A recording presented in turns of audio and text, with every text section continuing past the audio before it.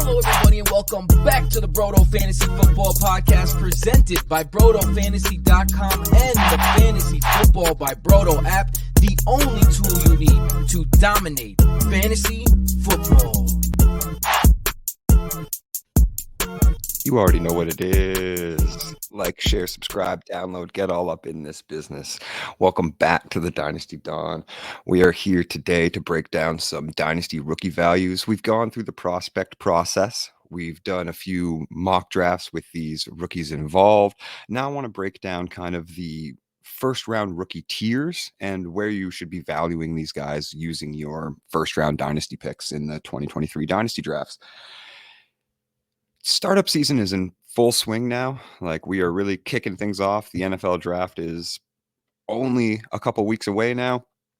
Dynasty season and Dynasty startups, a lot of leagues and some more, non-casual leagues and casual leagues as well, sure. But obviously, a lot of the process happens towards after the NFL draft is where you're going to see a lot of these rookie drafts happen. So it's always interesting to me to kind of build out your rankings before the NFL draft, build out your process before the NFL draft happens, and kind of just adjust with draft capital in mind. That way you're more prepared. And when you have your rookie drafts in some of these deeper leagues happen before the NFL draft, you can make more informed decisions. First and foremost, one of the things that I always do here is I got to take you through the process. I got to explain to you kind of how I come to these decisions and how I have pulled the information, where I look, what kind of weighs more to me when I'm weighing and ranking rookies. And linear rankings are always a little difficult. Like, a lot of times, guys ranked 4 or 5 picks apart can have very similar career trajectories or ranges of outcomes. And that's where these tiers come in and kind of where this process comes in that I'm about to explain, where you can really start to understand, I guess, how to gauge those tiers and how to play a little bit of arbitration within them.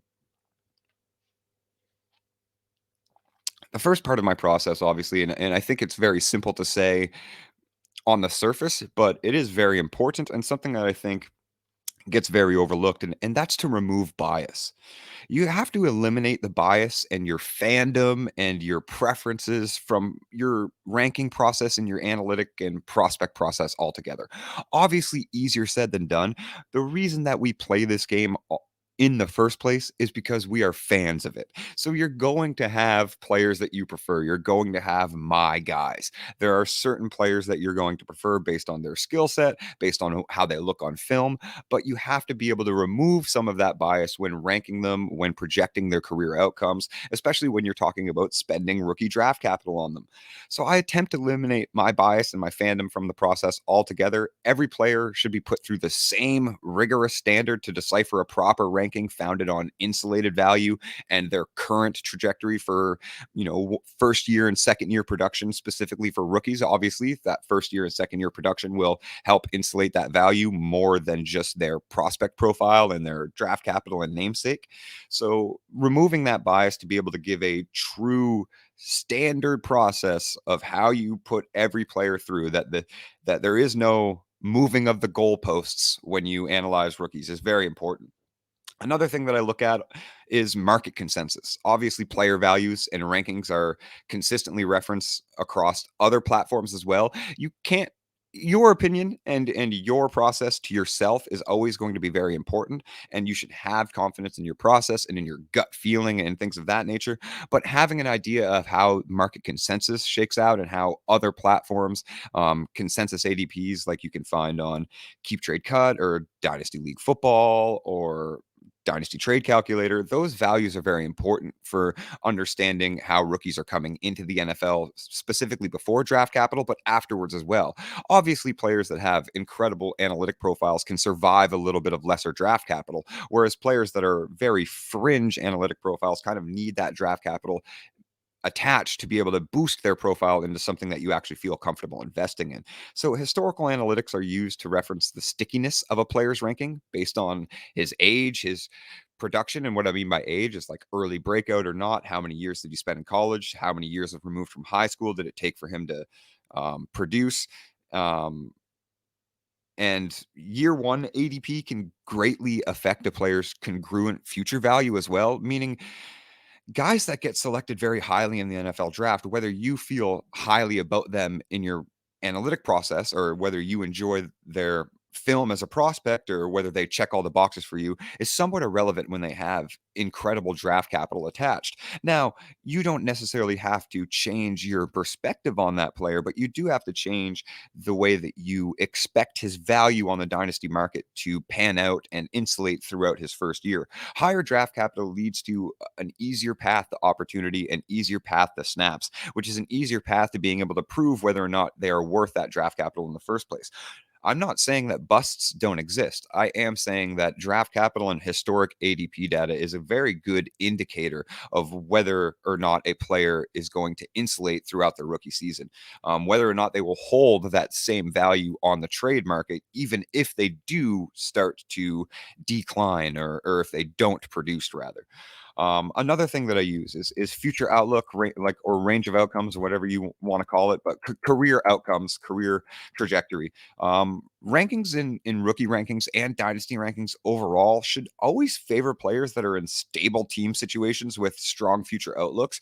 That's obviously seems very obvious on the surface, but it's more so than that. And what I mean by a career trajectory is there is a ceiling of trajectory for a certain player and a floor of trajectory for a certain player. And obviously, more often than not, they fit somewhere in the middle of that. But when you're looking at risk acquisition and risk assessment, sometimes it does pay off to have a little bit of a higher ranking on a guy that has a much higher ceiling. And I think for a good example for that would be 2023's Anthony Richardson being drafted in rookie drafts and potentially in the NFL. We'll see how that plays out, but ahead of CJ Stroud and Bryce Young, because Stroud and Young don't necessarily provide QB1 overall upside, but they are much safer floors. Whereas Anthony Richardson, obviously the risk is incredible, but he actually provides the upside of the number one overall player in points per game at that position. So, range of outcomes is not just whether or not they can produce multiple seasons of a certain tier, but whether or not that cost investment um, accounts for the ceiling of that range of outcomes as well. And rookie rankings too, specific to this episode and this process of going through the round one tiers of rookie rankings, they're evaluated based off of collective metrics of collegiate production. We've gone through the collegiate analytic process in some of the previous prospect profile episodes. Make sure to go check those out. Previous profile of collective metrics of collegiate production, athletic scores, so NFL Combine, and their film grades, combine stats. Draft landing spot is always going to be very important when changing these tiers or making these tiers more succinct post NFL draft. But talent will always reign supreme with rookies. Advanced college analytics are self-adjusted and cross-referenced in my process to make sure that I'm not making any mathematical errors or giving, false market shares. But it should always be about talent.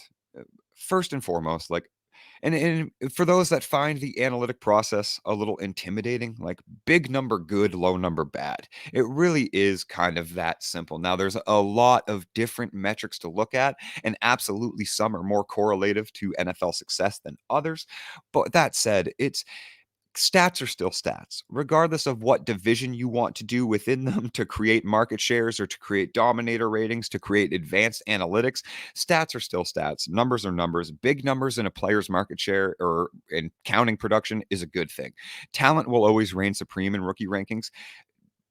If a player has multiple years of incredible high-end production with decent target competition and in a big school, and he's facing a player that only has 1 year of said production and a lesser, it's talent always the guy that has done it more often for higher numbers. And as per usual, I think it's always pertinent to remind folks the most common form of Dynasty is, in fact, Superflex tight end premium formats.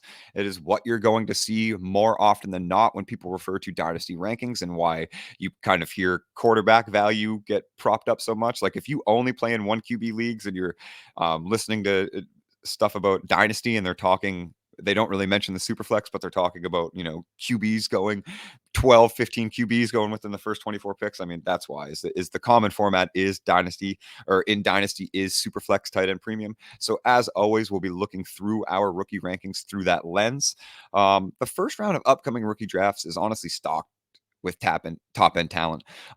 It's definitely gotten a little bit of a negative emphasis on it because it didn't rise above this incredible, mythological dynasty rookie class that we thought it was going to be. But that does not change the fact that it is absolutely a stacked class still. It lacks some positional depth of years past, but it is loaded with depth at the running back position. And on a little bit of a tangent, I think that is why the class is getting devalued as a whole and why the expectations were so high. When people were looking at this class in 2020 and we had already had established freshmen and very impressive true freshman breakouts from guys like Bijan Robinson, Tank Bigsby, Sean Tucker, Zach Evans, all of these guys are still relevant fantasy assets and still will be relevant fantasy assets in the NFL. When we were looking at all of those prospects in 2020, I don't think we took into account as a dynasty market that in the next 3 years, the running back position as a whole would be completely devalued in both fantasy football and the NFL. That is why this class is bringing some negative connotation with it.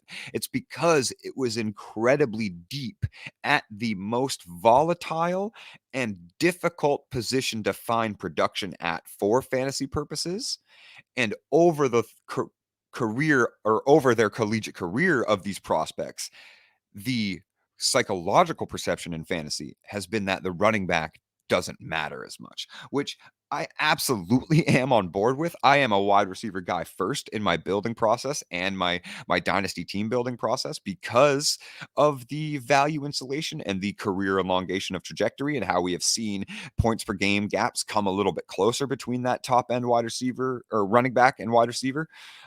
So all of that said is the market is getting wiser as well, but that does not necessarily change the strength of the prospects themselves. It changes the perception of the draft class. There is in fact a difference. Now, please keep in mind that these players don't necessarily have to reach their production peak to reach their value peak as well. So much with rookie value insulation is based off of future perceptions. So if you see a little bit of it, you're going to expect a lot of it. And that perception does not always hold true. But to keep in mind, players like Dameon Pierce last season, who reached top 10 dynasty RB value on consensus calculators after his first 4 weeks in his rookie season, but obviously didn't maintain that and had no right maintaining that as a later round pick and not a extremely strong prospect. But that is the point that I'm trying to make. You don't actually need the production elongated for years and years on your roster to be able to turn rookie values into something incredibly useful on your dynasty roster. So keep that in mind when you're going through these tiers, and kind of when you hear these rankings out and you don't agree, try to keep that in mind, that it's not necessarily about the production immediately, but about the perception that would be tied around to even the smallest increase of their perceived production, a la a Dameon Pierce. There are more than a few names in this first round that can directly benefit your dynasty teams, however, obviously with production, and whether it's from a market value or trading or production standpoint, kind of irrelevant. These guys in this first round are going to be dynasty staples. We're going to start it off with the most obvious. It's 1-1. It's Bijan Robinson. I mean, 1-2 kind of marks an equal three-player tier of 2023 QB1s in Bryce Young, CJ Stroud, Anthony Richardson.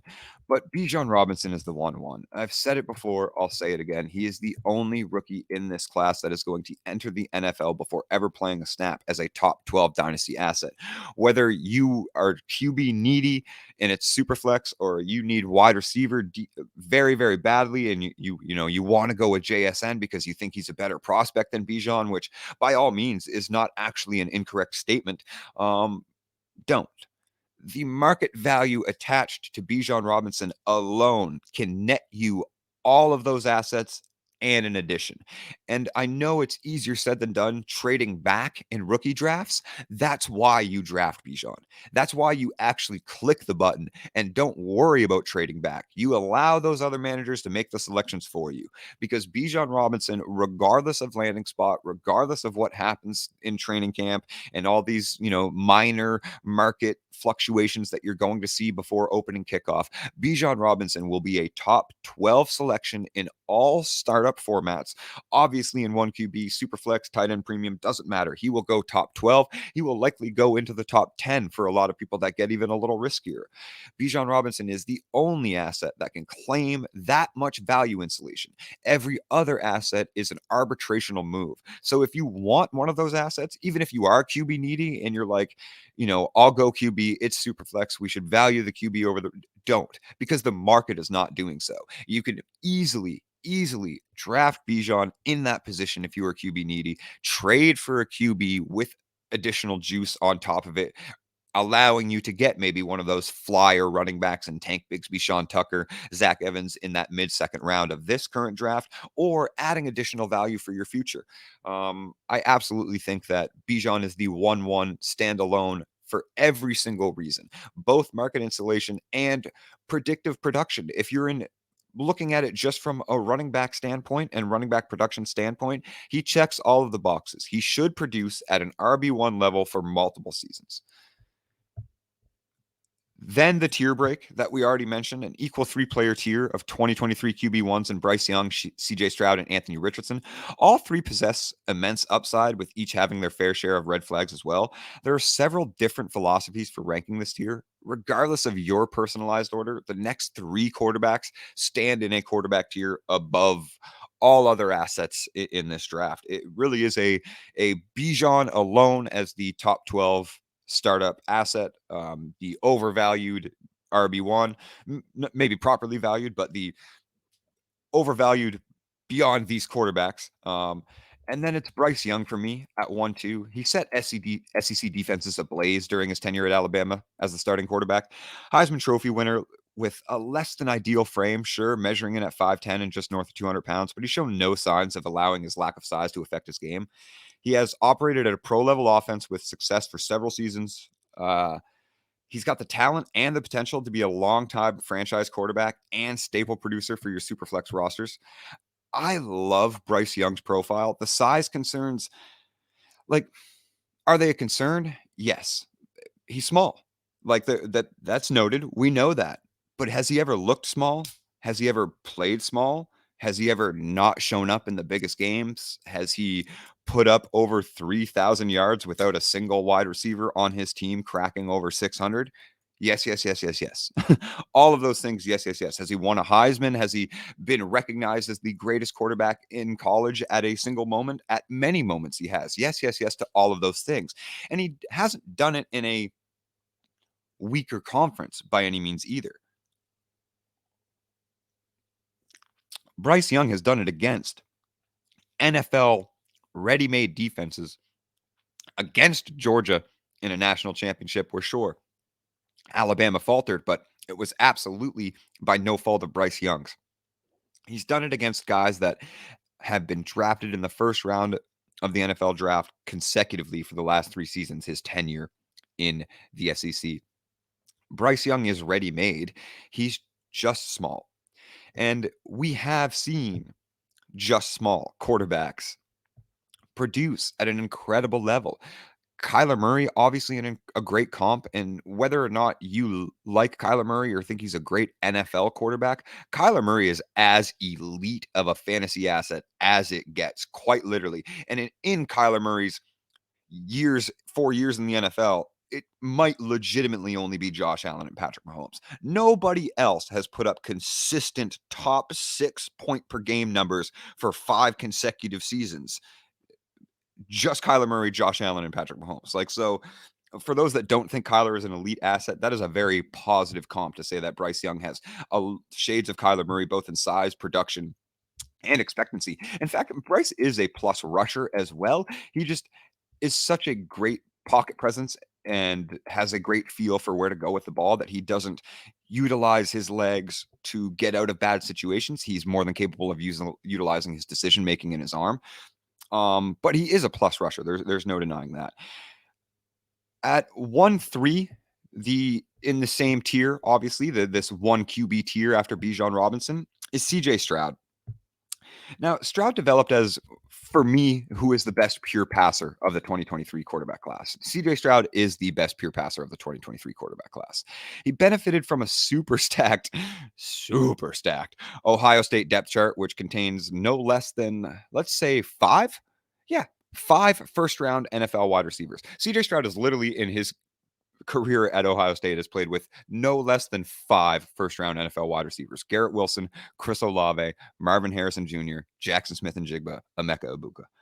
Like, that is obviously a talented roster to be able to work with and develop with as a young quarterback, but he's shown that it is not just a product of the talent around him. He is the most accurate quarterback coming in from an analytic perspective in this class as well. He has a little bit more of a pinpoint precision than Bryce Young. I would actually give Young a little bit of the edge in arm power, but Stroud can fit the ball through a razor thin crack.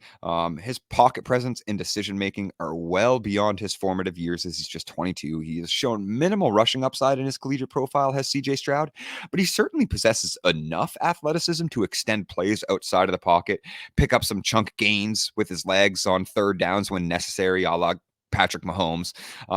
Stroud may very well be the first quarterback selected in the 2023 NFL draft as well, which is going to solidify what is already a promising analytic profile. But if these 3 quarterbacks go in the top 10, you shouldn't view first overall very different from 5th overall or 8th overall or 9th. It is more so just a product of team need at that point. The analytic process for me when evaluating future market evaluations is that top 10 threshold. So within the top 10, especially for rookie quarterbacks, that has shown a historic ADP trend throughout the last 16 seasons, is as far as I went back, but throughout the last 16 seasons, if a quarterback specifically, was selected in the top 10, their value will insulate to a near 75% minimum. So almost close to 100%. Like, look at guys like Zach Wilson, Trevor Lawrence, Mac Jones, Justin Fields, Trey Lance. Every single one of them held market value almost to their exact startup point of their rookie season, despite all of them having terrible rookie seasons. So that is that kind of like top 10 threshold when it comes to rookie QB analysis. If you get a quarterback selected in the top 10 of the NFL draft, their year 1 production as far as dynasty market insulation is concerned doesn't really matter. If they produce incredibly, obviously that will spike that value. But as far as the floor of that value falling out and you being able to get a return on the trade market the following season, literally the next calendar year, it is non-existent. Quarterbacks will maintain insulated value regardless of production if they are selected that high. So if you have CJ Stroud ahead of Bryce Young or behind Bryce Young, as I do, and he gets drafted ahead of him in the NFL draft, and that's what makes you adjust, I don't think you should, as long as they still maintain top 10 capital. After 1-2 Bryce Young, 1-3 CJ Stroud, we finish out the QB1 tier with the unicorn Anthony Richardson, the all upside swing of the 2023 NFL draft class. Richardson's draft stock, it's met a meteoric rise. There's no other way to look at it. He effortlessly destroyed the NFL Combine, had a beautiful pro day, set with a perfect relative 10.00 relative athletic score via Math Bomb. He became the most athletic quarterback in NFL Combine history with that score. There has been a few other 10.10s, but Richardson was bigger, has better speed scores, was more well-rounded in his athleticism as well. He's a raw passer, and I mean, raw might be a compliment. Anthony Richardson, if he gets selected in the first round, will quite literally be the most inaccurate first round quarterback in the history of the NFL draft. He will have the lowest completion percentage over expectation of any quarterback that's ever been drafted in the first round. He's inaccurate. He's horrendously inaccurate.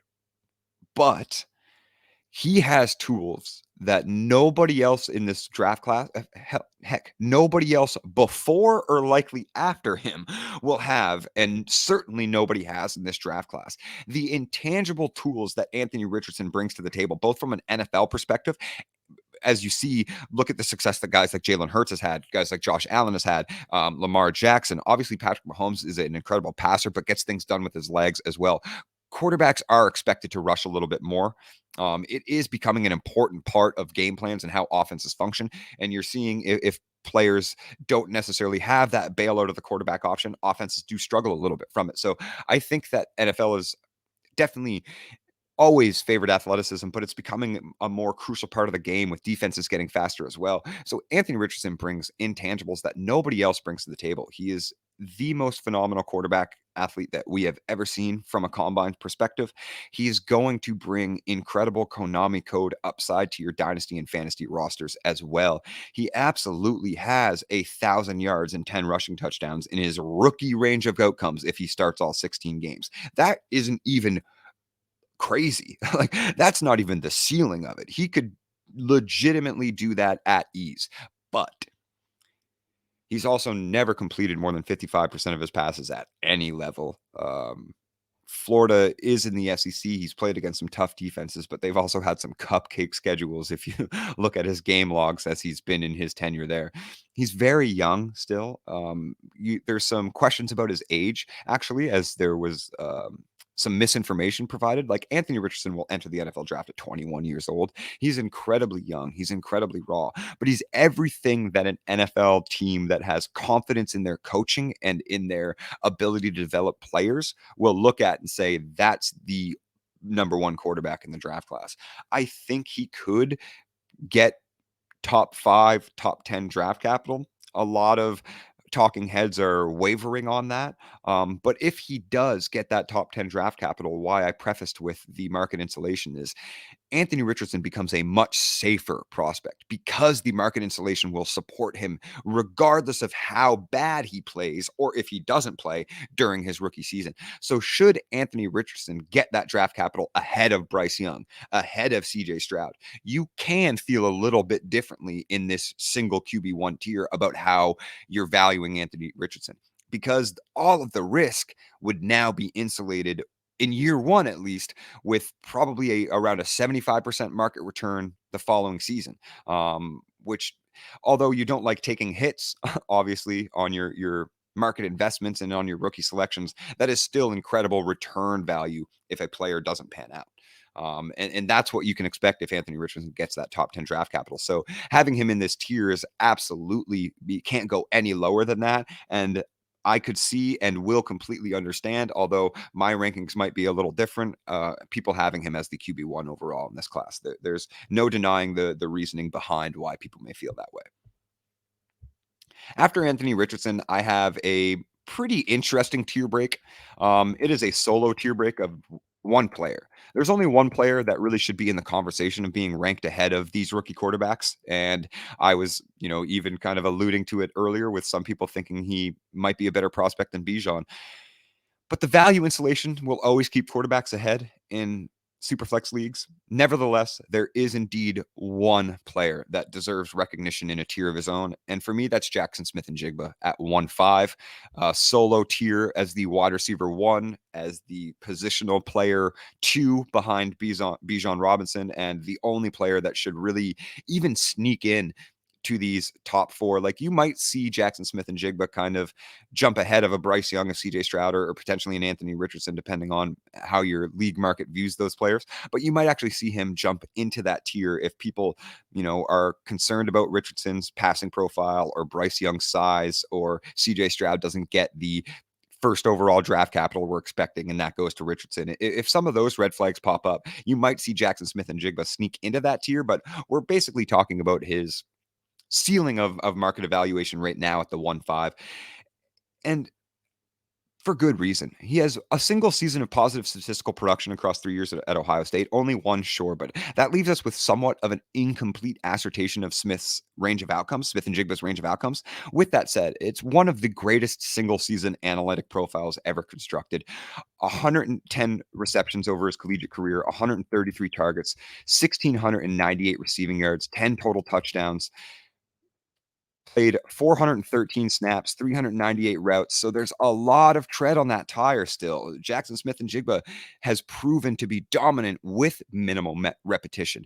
22.7% target share. That's very elite, especially when you're considering the target competition of all of those first-round wide receivers I spoke about. Garrett Wilson, Marvin Harrison, Emeka Egbuka, Chris Olave, and I mean, some even impressive sophomore talent as well, in Julian Fleming. And yeah, Ohio State is wide receiver university, and to pull a 22.7% target share as a 19-year-old alongside two top 11 NFL draft wide receivers that both put up 1,000 yards as a rookie is one of the more impressive things that you can talk about when you're talking about market share and competition. He had an 80.7% route participation that season. That led to a 4.26 yards per route run. That is by far the highest of any draft eligible prospect, almost doubling the next closest in second. And he did it on a 9.3 yard ADOT. Yes, Jackson Smith-Njigba plays specifically from the slot, but CJ Stroud also likes to throw a little bit over the middle. So did Justin Fields. His ability to play from the slot is a positive for his ability to earn easier targets and lower depth of targets. But as you can see by the 9.3 yard average depth of target in that sophomore season, it's not like Jackson Smith-Njigba was just getting manufactured like negative, line of scrimmage targets all the time. No, he was working downfield. He was separating. He was playing starting his route from in the slot position, but finishing it far downfield. 3.26 receiving yards per team pass attempt. And we love seeing this, the 1.77 receiving yards per team attempt. So not only was he dominating the market share of the passing yards, he was dominating the market share of the total team yards. And if you were analytically uninclined with all of those numbers that I just spewed out you, no worries. Let's put it into perspective this way. Jackson Smith-Njigba broke the single game reception record at Ohio State as a 19-year-old sophomore alongside Garrett Wilson and Chris Olave. He did it twice. He did it in the same season. He secured over 240 yards in both games. He set the single game receiving yards record at Ohio State in one of those said games, 347 receiving yards. And again, Garrett Wilson, 2022 pick 10, Chris Olave, 2022 pick 11, were both on the roster and were both getting absolutely snuffed by the insane production that Jackson Smith-Njigba was bringing to the field. He's going to be uber productive at the NFL. And if they want to play him in the slot, please do. He can function on the outside, no problem. I genuinely believe Jackson Smith-Njigba is a true one, but him in the slot against nickel corners with his route running is legitimately, you're talking Cooper Kupp 2022 ceiling in his range of outcomes. Like Jackson Smith-Njigba from that position can legitimately put up at one point in his career, I'm not saying as a rookie, but at one point in his career can legitimately put up one of the greatest fantasy wide receiver seasons that any manager will ever see. There is a significant tier break, and significant not necessarily in player value or prospect profile, but significant in the risk attached. There is a significant tier break after Jackson Smith-Njigba, a notable gap in market consensus value. Jackson Smith-Njigba has a 105 ADP. Jahmyr Gibbs is rightfully placed at the 1-6 rookie spot, and that is my 1-6 as well. But nearly 2.5 rounds separate Smith-Njigba and Jahmyr Gibbs in Superflex startup drafts. So that's what you can kind of see about this tier break that I'm mentioning is Jackson Smith-Njigba is valued in third rounds of Superflex startup drafts when every asset is available for selecting. He goes right around that Drake London, Devontae Smith tier of a top 15, top 12 dynasty wide receiver, not necessarily in the top 10, but bordering that 15-12 tier. And Jahmyr Gibbs goes about 2.5 rounds later as the RB15 off the board. Now, I absolutely love Jahmyr Gibbs. It is his rightful spot at 1-6, and I do have him kind of in a tier of his own with the upside and risk being incredibly notable. Jahmyr Gibbs is the only running back in this draft class that I genuinely believe has a career range of outcomes to surpass Bijan Robinson, both in projected production and in market consensus value. He is a true Konami code running back. He has an immense receiving pedigree that could rival legitimately some of the top wideouts in this 2023 class. I tweeted it out earlier and got a lot of love for it, so I'm glad that people agree with me. I wasn't being facetious at all either. This is not hyperbole. Jahmyr Gibbs, if he entered the NFL draft as a wide receiver, would be a top 5 wide receiver. He is a better pure route runner. And I'm not talking about running routes from the backfield, because he has 25% of his total routes were run as a wide receiver, 15% from the slot, 10.8% from outside. Over 25% of his routes have been run as a true wide receiver. If Jahmyr Gibbs were to enter as a wide receiver, he would be a better route runner than Quentin Johnson, Jalen Hyatt, who are both expected to be top 5 NFL draft picks. Jahmyr Gibbs is as dual threat and Konami code of a running back as you could expect and hope for and dream for from an analytic perspective when looking at his collegiate numbers. Now, he is a little bit undersized. We'll get right into that. 199 pounds. Okay, cool. He's Jamal Charles then. Let's get away from that. He's recorded 103 career receptions for 1,212 yards and 8 receiving touchdowns across 3 seasons, 2 at Georgia Tech, 1 at Bama. He was Bama's leading receiver in Bryce Young's final season. He led Bama in receptions and receive. Like, he's their number 1 wideout. Guys like Jermaine Burton, obviously on the roster, not putting up some decent numbers, but not really coming to fruition. Like, Jahmyr Gibbs stepped up as Alabama's number 1 receiver. He's a true Konami code running back. He has an elite target share for running backs of a 13.1% in college. 13.1% target share in college for Jahmyr Gibbs.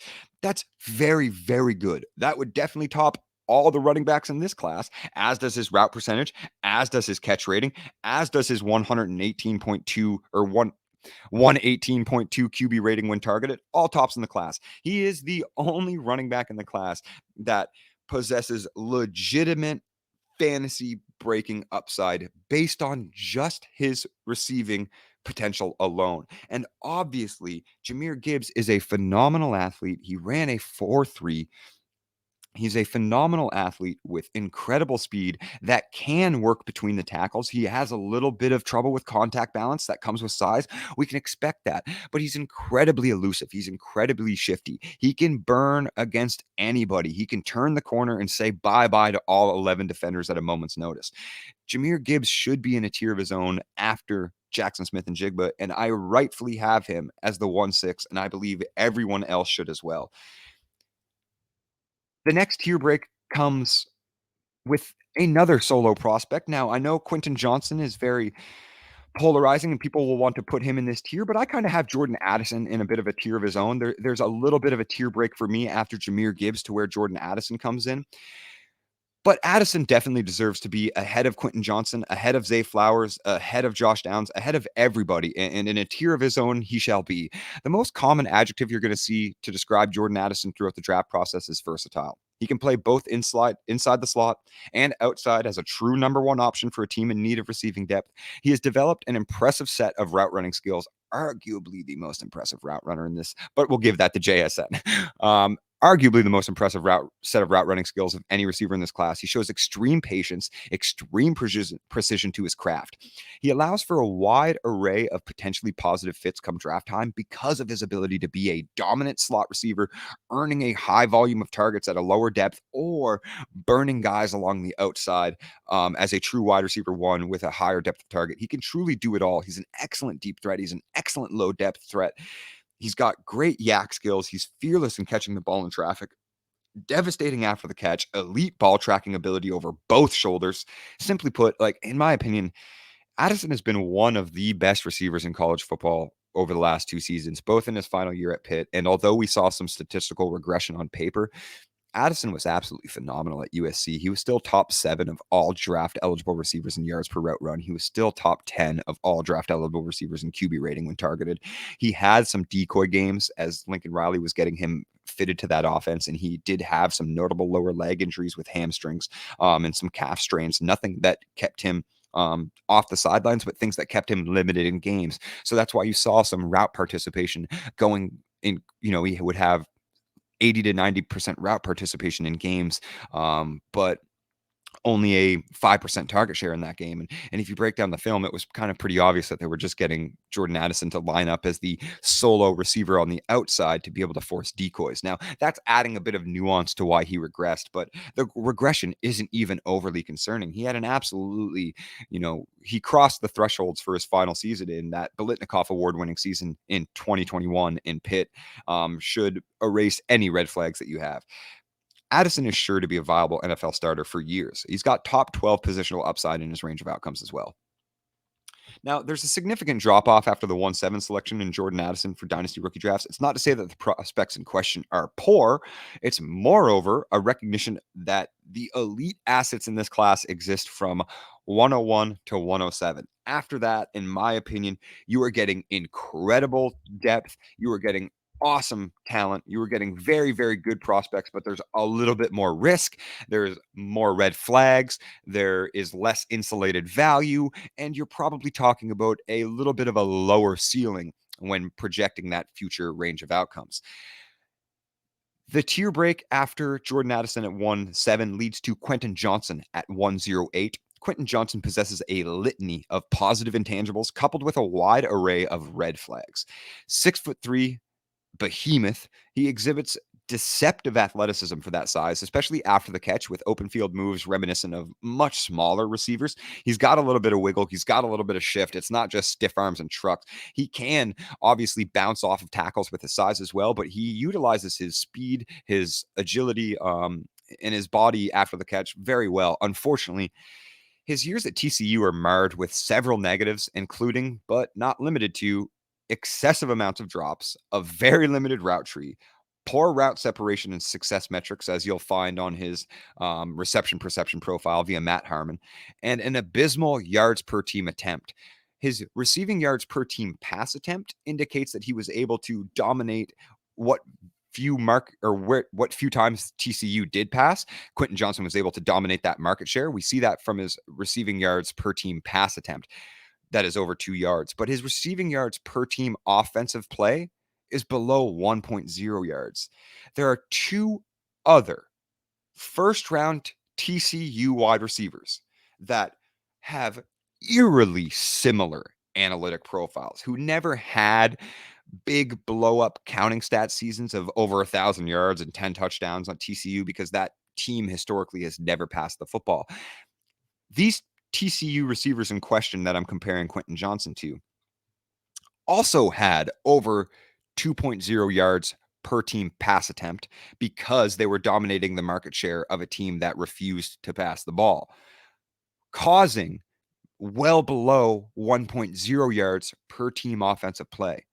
The receivers in question, Josh Doxson and Jalen Reagor.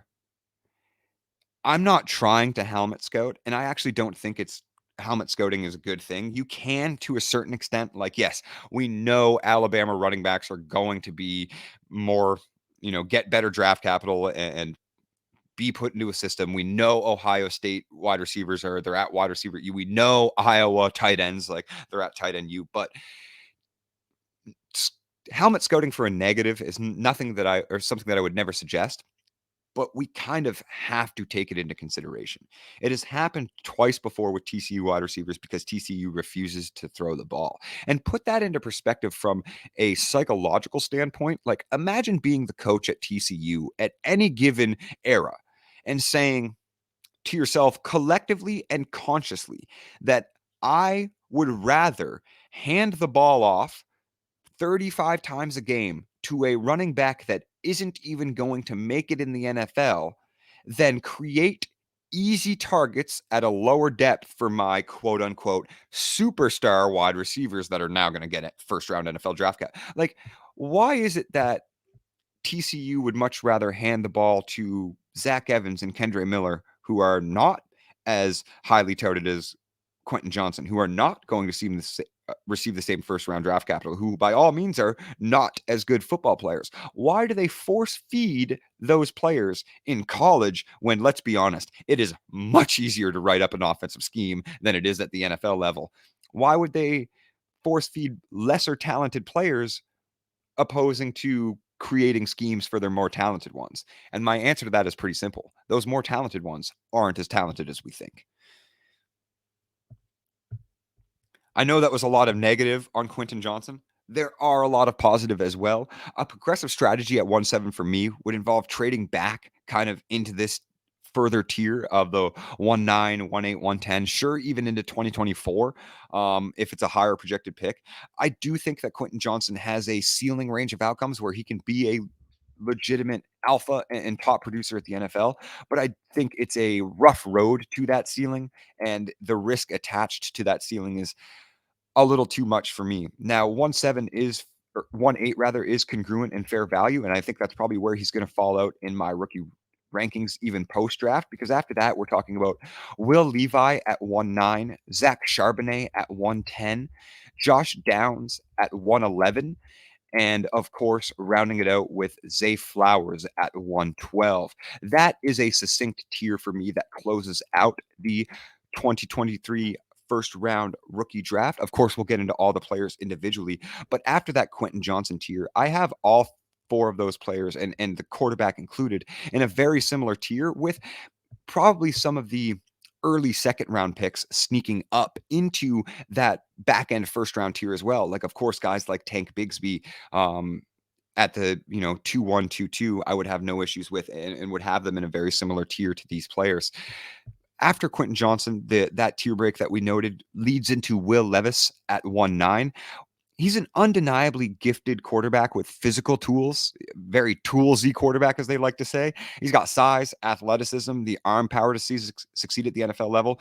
His arm strength and mobility are certainly encouraging, as is his experience operating in that NFL-friendly system in Kentucky, kind of an NFL-style offense that they run down there.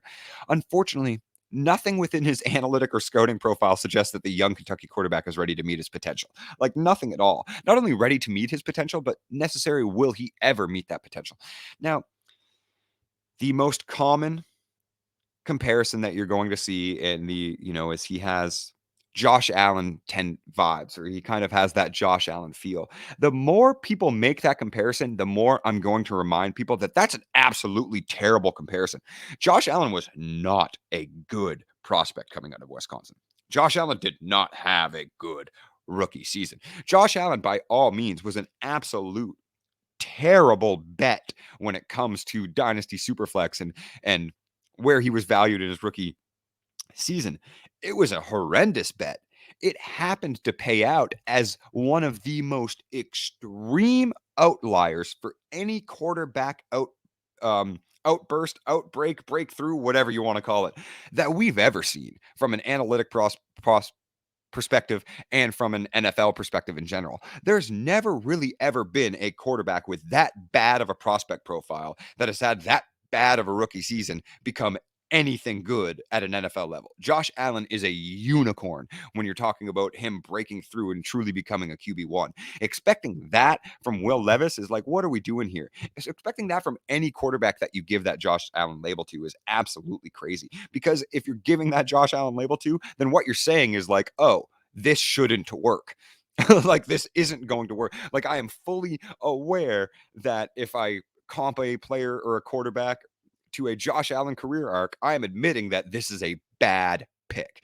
And that's kind of where I get annoyed with that, and how we should, be feeling about Will Levis is, yes, he can hit a range of outcomes of QB1, but almost any quarterback can. Like, anyone can hit a ceiling of outcomes, but where is the risk involved? And There's a lot. Obviously, managers are quick to forget the very nature of Allen's extreme outlier profile, and assuming that Levis is the same bet to meet that ceiling is asinine.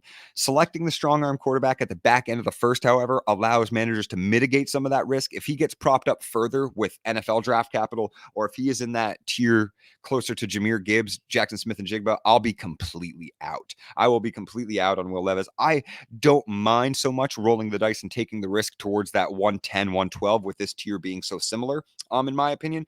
But any higher than that, no shot, no chance. And I think any higher than that is flying in the face of what we know about analytics and rookie quarterbacks. At 110, Zach Charbonnet, the transfer running back from Michigan to UCLA.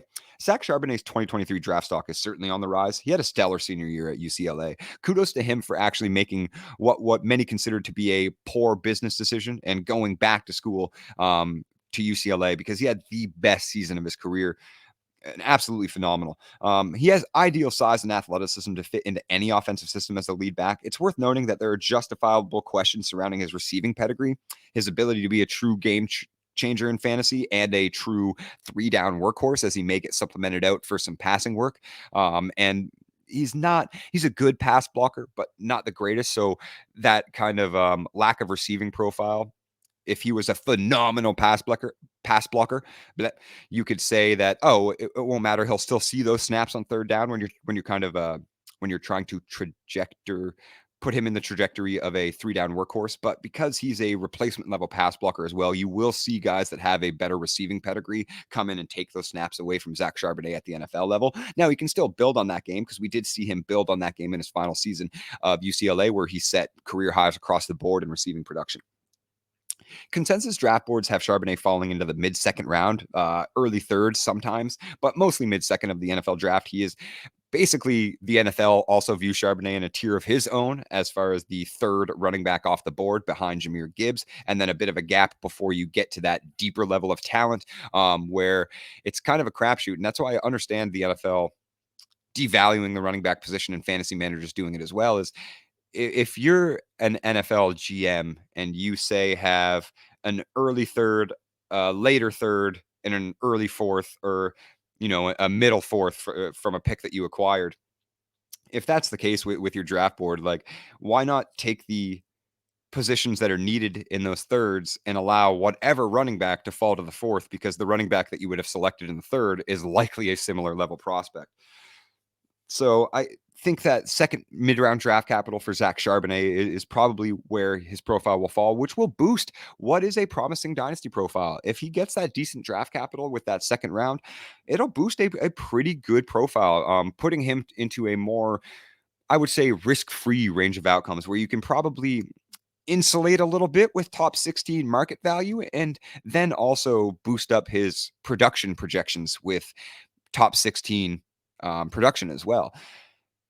He has the potential to become a 3-down back, but as we said, kind of needs to add a little bit of that, does Charbonnet. So he needs to develop quickly in order to meet that first round price tag in upcoming dynasty rookie drafts. But towards the back end of the first, you can feel much more comfortable. At 111 in our final rookie tier, our last tier that has Levis, Charbonnet, and leading into Josh Downs at 111.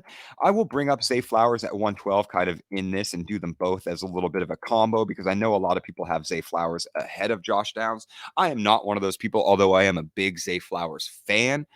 Josh Downs boasts what, for me, is arguably the best all-around analytical profile of all the wide receivers in the NFL draft. Only Jackson Smith-Njigba can lay claim to having a more complete prospect profile than Downs, but Downs did it for 3 seasons in a row, 3 consecutive seasons at UNC, whereas JSN kind of only has the 1 year of positive production. 3 years at UNC, the speedy wideout in Josh Downs, he solidified himself as truly one of the best wide receivers in the NCAA during his tenure there. He played 32 games, 202 receptions on 278 targets, 2,483 receiving yards, 22 total touchdowns on an 8.7-yard ADOT. He played 1,000 snaps, running 922 routes on those snaps. That's over a 90% route share. Obviously, 89.1% of his routes came from the slot, so he is more of a slot receiver, has the speed to work on the outside, but the size is going to stop him a little bit from that. Collegiate career best averages of 9.1% target share, a 30.2% target per route, a 100% route participation, 3.53 receiving yards per team pass attempt, that juicy and lovely 1.50 receiving yards per team offensive play, 2.80 yards per route run. He has, again, arguably the most complete and well-rounded analytic profile of anybody in this draft class. He is an early declare, 3 years of stellar production, true freshman breakout, before 19-year-old breakout, first year removed from high school breakout, weighted adjusted, yes, played in the ACC, a little bit of a weaker conference, easier for wide receivers to produce somewhat, and a lower hit rate overall for them entering the NFL because of that. But that said, with an analytic profile like this, we've seen guys like, Devontae Adams from Fresno State, Cooper Kupp from, Washington, like step in way lesser competition that had very similar analytic profiles and be absolute monsters in the NFL.